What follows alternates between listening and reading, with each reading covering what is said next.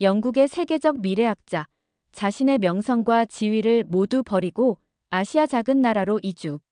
노벨상 수상자들도 주목한 한국의 비밀. 과연 그 정체는?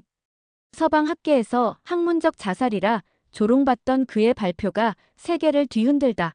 최근 이 헤드라인들이 전 세계 학계와 언론을 뒤흔들었습니다. 30년간 옥스퍼드 대학교에서 세계사를 연구해온 석학이 그토록 집착한 나라는 바로 한국이었습니다.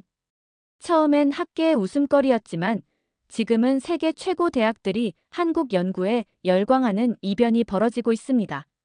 심지어 노벨상 수상자들까지 우리가 간과한 무언가가 있다며 한국행 비행기에 오르고 있습니다. 그 학자가 발견한 것은 무엇일까요? 왜 세계가 갑자기 한국에 주목하기 시작했을까요? 오늘 이 영상에서 그 충격적인 진실을 공개합니다. 안녕하세요, 여러분. 저는 옥스퍼드 대학교에서 30년간 세계사와 인류 문명 연구를 해온 윌리엄 하퍼입니다. 불과 2년 전까지만 해도 저는 그저 평범한 학자에 불과했습니다. 하지만 지금 제 인생은 완전히 뒤바뀌었습니다.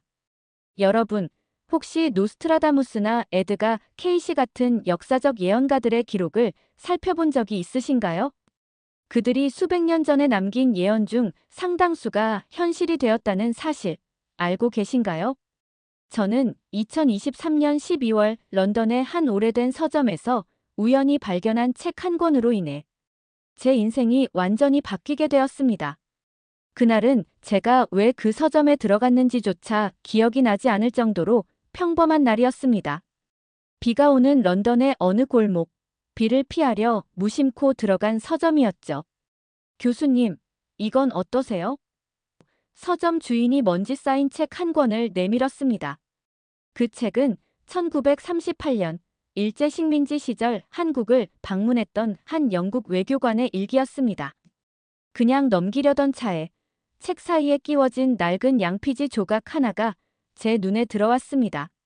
놀랍게도 그것은 노스트라다무스나 케이시의 예언과 유사한 형태의 예언문이었습니다. 거기엔 이런 문구가 적혀 있었습니다. 동방의 작은 나라, 반도의 땅이 세계의 중심이 될 것이다. 그들은 위기 속에서 놀라운 지혜를 발휘하며 인류의 새로운 길을 열 것이다. 기계와 인간의 조화, 전통과 혁신의 균형, 그곳에서 새 시대가 열린다. 처음에는 그저 흥미로운 예언 중 하나라고 생각했습니다. 하지만 서점을 나와 스마트폰으로 뉴스를 확인하던 중 한국의 반도체 기술이 미국을 앞서고 AI 연구에서 선도적 위치를 차지했다는 기사를 보게 되었습니다. 그 순간 마치 머리를 강하게 맞은 듯한 느낌이 들었습니다. 우연이라고 하기엔 너무 정확한 일치였습니다. 그날 밤 저는 한국에 관한 모든 자료를 찾아보기 시작했습니다. 경제 지표, 기술 혁신, 사회 구조. 그리고 그 과정에서 더 놀라운 사실들을 발견했습니다. 한국은 단순한 IT 강국이 아니었습니다. 그들은 지난 70년간 세계 역사상 유례없는 성장을 이룬 나라였습니다. 식민 지배, 6.25 전쟁, 군사 독재, IMF 금융위기. 수많은 절망적 상황에서 매번 놀라운 방식으로 재기에 성공한 나라였죠. 이런 패턴이 단순한 우연일까요? 제 학자적 직관은 이것이 우연이 아니라고 말하고 있었습니다. 그 후 몇 주 동안 저는 한국에 관한 모든 자료를 철저히 분석했습니다. 밤낮 없이 역사서와 경제 데이터, 문화 연구 자료들을 검토했죠. 충분한 자료와 확신이 생겼을 때 저는 옥스퍼드 동료 교수들에게 제 발견을 공유했습니다. 하지만 그들의 반응은 냉담했습니다. 윌리엄, 자네 제정신인가? 한국이라고? 그냥 운 좋게 경제 성장한 작은 나라일 뿐이네. 특히 평생 친구로 여겼던 리처드 콜린스 교수는 제 앞에서 공개적으로 비웃었습니다. 윌리엄이 미쳤군. 30년 경력을 동양의 작은 나라에 걸겠다니. 그들의 비웃음에도 불구하고 저는 확신이 들었습니다. 이건 연구해볼 가치가 있는 주제였습니다. 그리고 그 직감을 증명하기 위해 저는 30년간 쌓아온 옥스퍼드에서의 모든 것을 걸기로 결심했습니다. 연구실을 정리하던 마지막 날, 제 제자인 소피가 찾아왔습니다. 교수님, 정말 한국으로 가실 건가요? 그래, 내 인생을 건 연구가 될 것 같구나. 저도 같이 가면 안 될까요? 사실 제 어머니가 한국인이에요. 한국어도 할 수 있고요. 그때까지 소피의 어머니가 한국인이란 사실을 몰랐던 저는 깜짝 놀랐습니다. 마치 운명의 손길처럼 느껴졌죠. 그로부터 3개월 후 모든 준비를 마친 우리는 인천행 비행기에 몸을 실었습니다. 대학에 1년간의 연구 휴가를 신청하고 30년간 쌓아온 연구 자료들을 체계적으로 정리했습니다. 한국의 서울대학교와 연구 협력 계획을 조율하는 과정도 쉽지 않았죠. 하지만 이 모든 노력 끝에 마침내 새로운 여정이 시작되는 순간이었습니다. 30시간의 긴 비행 동안 저는 계속해서 의문이 들었습니다. 내가 지금 미친 짓을 하는 건 아닐까?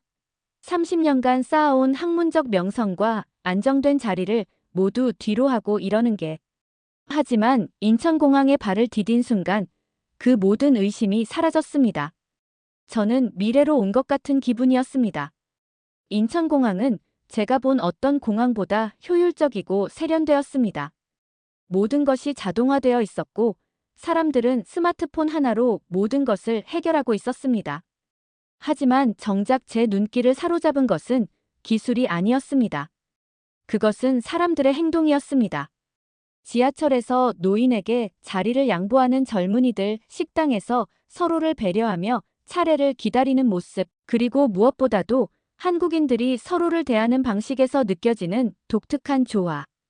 어딘가 익숙한 듯 하면서도 완전히 새로운 문화적 패턴이 보였습니다. 소피의 도움으로 저는 서울대학교 미래학연구소와 연결되었고 그곳에서 한국의 역사와 문화, 기술 발전을 체계적으로 연구하기 시작했습니다. 제가 처음 주목한 것은 역사적 패턴이었습니다. 고려시대 몽골의 침략을 받았을 때 그들은 강화도로 천도하며 바다를 방패 삼아 버텼습니다. 하지만 동시에 몽골과의 외교적 해결책도 끊임없이 모색했죠. 이런 위기 대응 방식은 현대 한국의 지정학적 전략과 놀랍도록 유사했습니다. 임진왜란 당시 이순신 장군은 첨단 무기인 거북선을 개발해 일본 함대를 물리쳤습니다. 기술 혁신으로 위기를 극복한 것이죠. 이런 패턴이 오늘날 반도체, AI, 배터리 기술 등에서 세계를 선도하는 모습과 얼마나 닮아 있는지 보이시나요? 가장 놀라웠던 건 조선시대의 문화적 특성이었습니다. 유교라는 엄격한 체계 속에서도 민간의 샤머니즘을 자연스럽게 받아들이는 모습은 현대 한국이 전통과 첨단 기술을 조화롭게 융합하는 것과 정확히 일치했습니다. 이런 역사적 패턴을 정리하면서 저는 가설을 세웠습니다. 한국인들은 위기를 기회로 전환하는 독특한 문화적 DNA를 가졌다. 하지만 이건 학문적 가설에 불과했습니다. 이를 증명하기 위해서는 현장 연구가 필요했죠. 연구를 시작한 지 석 달쯤 되었을 때 저는 큰 시련을 맞게 되었습니다. 과로와 스트레스로 갑자기 심장의 통증을 느꼈고 소피가 재빨리 119를 불렀습니다. 구급차가 도착하는데 걸린 시간은 고작 5분. 영국에서는 상상도 할 수 없는 속도였습니다. 더 놀라운 건 구급대원들의 전문성이었습니다. 그들은 실시간으로 병원과 연결되어 제 상태를 공유하며 응급처치를 했고 서울대학교 병원 응급실에 도착했을 때는 이미 의료진이 모든 준비를 마친 상태였습니다. 심장 스텐트 시술을 받고 4일간 입원했던 그 경험은 제게 새로운 통찰을 주었습니다. 영국의 국민 보건 서비스도 훌륭한 의료 시스템이지만 한국의 의료 시스템은 전혀 다른 차원이었습니다. 첨단 기술과 인간적 돌봄, 그리고 놀라운 효율성이 완벽하게 조화를 이루고 있었습니다. 퇴원하는 날, 담당 의사가 제게 다가와 이렇게 말했습니다. 하퍼 교수님, 연구도 중요하지만 건강이 더 중요합니다. 규칙적인 식사와 충분한 휴식 잊지 마세요. 그 의사의 말에서 진심 어린 걱정이 느껴졌습니다.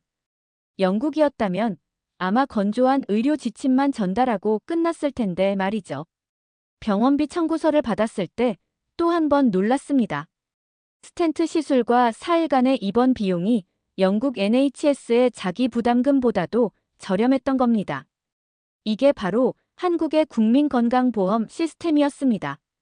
이 경험은 제 연구의 결정적인 단서를 제공했습니다. 한국은 단순히 효율성만 추구하는 것이 아니었습니다. 그들은 기술과 인간성, 효율과 배려를 동시에 추구하고 있었습니다. 퇴원 후 저는 연구에 더욱 박차를 가했습니다. 특히 주목한 것은 한국의 위기 대응 능력이었습니다. 1997년 IMF 외환위기 당시 한국인들은 금 모으기 운동을 통해 전 국민이 힘을 합쳐 국가 위기를 극복했습니다. 2008년 글로벌 금융위기 때 다른 나라들이 휘청이는 동안 한국은 오히려 더 강해졌습니다. 그리고 가장 최근의 코로나19 팬데믹 상황에서는 가장 효과적으로 대처한 나라 중 하나로 평가받았죠. 이런 자료들을 정리하다 보니 한 가지 가설이 떠올랐습니다. 한국은 단순한 경제 강국이 아니다. 이들에겐 집단 지성 컬렉티브 인텔리전스이라는 특별한 능력이 있다. 제가 말하는 집단 지성이란 위기 상황에서 사회 구성원들이 마치 하나의 유기체처럼 움직이며 문제를 해결하는 능력을 말합니다. 이런 현상을 과학적으로 증명하기 위해 저는 한국의 대학과 연구소들을 찾아다니기 시작했습니다. 그런데 연구를 진행하던 중 영국에서 충격적인 소식이 날아왔습니다. 리처드 콜린스 교수가 주요 학술지에 제 연구를 정면으로 비판하는 논문을 발표한 것입니다. 윌리엄 하퍼의 한국 신화는 학문적 근거가 없는 망상이다. 그의 논문은 학계에 큰 파장을 일으켰고 많은 동료들이 의구심의 눈길을 보내기 시작했습니다. 곧 연구위원회에서는 제 연구 방향에 대한 우려를 표명했고 추가 연구비 지원을 재검토하겠다는 통보를 받았습니다. 연구비 삭감 위기에 처한 것입니다. 심지어 일부 언론에서는 저를 미친 교수라고 조롱하기까지 했습니다. 처음에는 이해가 되지 않았습니다. 왜 리처드가 이렇게까지 하는 걸까요? 하지만 소피가 영국의 지인을 통해 알아낸 사실은 충격적이었습니다. 리처드는 20년 전 유사한 연구를 시도했다가 실패한 경험이 있었고 그 실패를 감추기 위해 제 연구를 무력화시키려 했던 것입니다. 더 놀라운 사실은 그가 한국의 여러 연구기관에 접촉해 자료를 요구하고 일부 데이터를 조작했다는 증거까지 발견된 것입니다. 하지만 리처드는 한 가지를 간과했습니다. 바로 한국의 앞선 기술력입니다. 한국의 연구기관들은 이미 모든 연구 데이터를 블록체인 기술로 완벽하게 보호하고 있었고 AI 분석 시스템은 원본 데이터와 조작된 데이터의 차이를 정확하게 찾아낼 수 있었습니다. 리처드의 음모는 곧 밝혀졌고 저는 그 증거를 가지고 최근 영국 왕립학회에서 열린 국제학술대회에서 발표를 하게 되었습니다. 그날의 발표는 학계에 큰 충격을 주었습니다. 저는 한국에서 발견한 모든 것들을 상세히 설명했습니다. 첫째, 한국인들의 위기 대응 능력과 집단 지성. 둘째, 전통과 현대를 조화롭게 융합하는 문화적 유연성. 셋째, 인간과 기술의 균형을 추구하는 독특한 발전 모델. 그리고 마지막으로 이 모든 요소들이 결합되어 새로운 문명의 패러다임을 만들어가고 있다는 결론을 제시했습니다. 발표가 끝난 후 청중석에 앉아있던 리처드의 얼굴은 창백해져 있었습니다. 그가 쌓아온 명성이 순식간에 무너져 내리는 순간이었습니다. 하지만 더 놀라운 일은 그 이후에 일어났습니다. 발표 다음 날부터 전 세계의 학자들이 저에게 연락해 오기 시작했습니다. 그들은 모두 한국에 대해 더 알고 싶어 했고 일부는 직접 한국으로 연구를 떠나겠다고 했습니다. 미국의 실리콘밸리 기업들은 한국의 기술 기업들과 협력을 서두르기 시작했고 유럽의 대학들은 앞다투어 한국학 연구소를 설립하기 시작했습니다. 옥스퍼드로 돌아온 지금 제 연구실은 매일 전 세계의 학자들로 붐빕니다. 그들은 모두 같은 질문을 합니다. 한국에서 무엇을 봤습니까? 저는 이렇게 대답합니다. 인류의 미래를 봤습니다. 그리고 그 미래는 단순한 기술의 발전이 아닙니다. 그것은 인간과 기술, 전통과 혁신, 개인과 공동체가 한국의 가슴속에서 완벽한 조화를 이루는 새로운 문명의 모습입니다. 한국은 지금 세계 어느 나라도 가보지 않은 길을 개척하고 있습니다. 그들은 서구의 개인주의도 동양의 집단주의도 아닌 그 둘의 장점을 융합한 새로운 사회 모델을 만들어가고 있습니다. 기술이 인간성을 대체하는 것이 아니라 기술이 인간성을 더욱 풍요롭게 하는 사회. 효율성만을 추구하는 것이 아니라 효율성과 인간적 가치의 균형을 추구하는 사회. 그것이 바로 한국이 세계에 보여주고 있는 새로운 문명의 모습입니다. 물론 한국도 완벽한 나라는 아닙니다. 여전히 많은 사회적 문제와 도전에 직면해 있습니다. 하지만 중요한 것은 그들이 그 문제를 해결해 나가는 방식입니다. 그들은 문제를 부정하거나 회피하지 않습니다. 정면으로 마주하고 집단 지성을 발휘하여 해결책을 찾아갑니다. 그리고 그 과정에서 전통의 지혜와 첨단 기술을 조화롭게 활용합니다. 예를 들어 저출산 문제는 전 세계 선진국들의 공통된 고민입니다.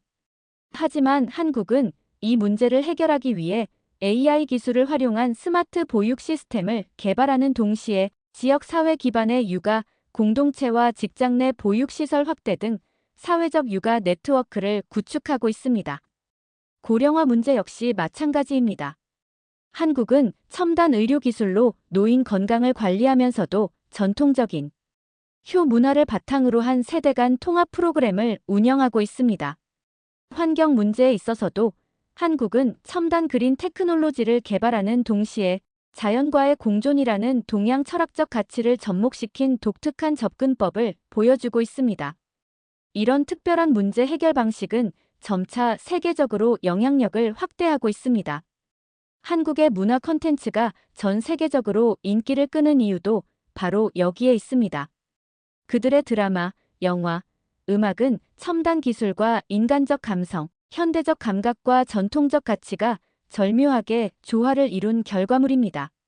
오징어 게임이 전 세계를 강타한 이유는 단순한 오락거리를 넘어 자본주의 사회의 모순을 동양적 관점에서 비판적으로 성찰했기 때문입니다. BTS가 전 세계 젊은이들의 마음을 사로잡은 것은 첨단 음악과 퍼포먼스, 기술 속에 담긴 깊은 정서적 공감과 사회적 메시지 때문입니다. 한국의 이런 영향력은 앞으로 더욱 커질 것입니다.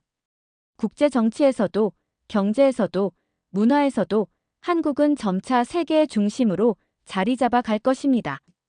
왜냐하면 인류가 지금 직면한 가장 큰 도전은 기술 발전과 인간성 보존 사이의 균형을 찾는 것이기 때문입니다. 그리고 한국은 바로 그 균형점을 찾아가는 최전선에 서 있습니다. 제가 처음 발견한 그 양피지의 예언은 현실이 되어가고 있습니다. 동방의 작은 나라, 반도의 땅이 세계의 중심이 될 것이다. 여러분, 한국의 앞으로의 행보를 주목해 보시기 바랍니다. 그들이 써 내려갈 새로운 역사는 곧 인류 전체의 미래가 될 것입니다. 연구를 마무리하며 저는 깨달았습니다. 30년 전 제가 옥스퍼드에서 처음 강의를 시작했을 때 던졌던 질문에 대한 답을 한국에서 찾았다는 것을요. 기술 문명과 인간의 공존은 가능한가? 한국은 그 질문에 예라고 대답하고 있습니다. 그리고 그 대답의 방식이 놀랍도록 창의적이고 아름답습니다. 오늘 제 이야기가 여러분께 어떻게 들리셨는지 모르겠습니다. 어쩌면 여전히 과장된 이야기라고 생각하실지도 모르겠습니다. 하지만 부디 기회가 되신다면 한번 직접 한국을 방문해 보시기 바랍니다. 그리고 그곳에서 일어나고 있는 작은 변화들을 주의 깊게 살펴보십시오. 전통시장에서 QR코드로 결제하는 할머니들, 불교 사찰에서 명상 앱을 개발하는 스님들, 최첨단 병원에서 한의학과 양의학을 접목한 통합의료를 실험하는 의사들. 이런 작은 변화들이 모여 인류가 한 번도 가보지 않은 새로운 문명의 길을 열어가고 있습니다. 그 여정의 선두에 한국이 서 있습니다. 제 연구는 이제 막 시작되었습니다. 앞으로도 한국의 놀라운 변화를 지켜보며 인류의 새로운 가능성을 탐구해 나갈 것입니다. 여러분의 소중한 시간을 내어 제 이야기를 들어주셔서 감사합니다. 기회가 된다면 다음 영상에서는 한국의 집단 지성이 어떻게 글로벌 문제 해결에 적용될 수 있는지에 대해 더 깊이 다뤄보겠습니다. 지금까지 윌리엄 하퍼였습니다. 끝까지 시청해주셔서 감사합니다.